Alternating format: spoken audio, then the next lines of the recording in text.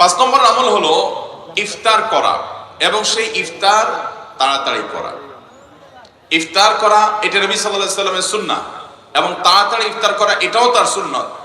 আমরা অনেকে ইফতার করি একটু দেরিতে, আজান হয়ে গেছে, ওয়াক্ত হয়ে গেছে, তারপর অনেকে ইফতার করে না, যে আরো সতর্ক হই, আরো বেশি সময় বসে থাকি। এবং সময় হওয়ার পর ইফতার করলে আমরা অনেকে বলি যে সারাদিন রোজা রেখেছ, সহ্য করতে পারলা, এখনো তো তাড়াহুড়া কি আছে, আর 2-4 মিনিট 10 মিনিট সহ্য করো।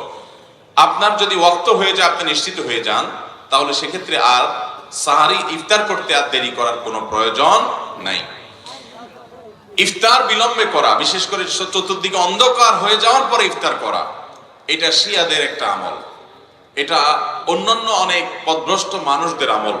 আহলে সুন্নাত জামাতের সকল উলামায়ে কেরাম ইফতার তাড়াতাড়ি করাটাকে সুন্নাহ মনে করেন। কারণ নবী করিম সাল্লাল্লাহু আলাইহি ওয়াসাল্লাম বলেছেন, এই উম্মত ততক্ষণ কল্যাণের মধ্যে থাকবে যতদিন পর্যন্ত তারা ইফতারটা সময় হওয়ার পর দেরি করবে না এবং সাহরিটা দেরি করে খাবে।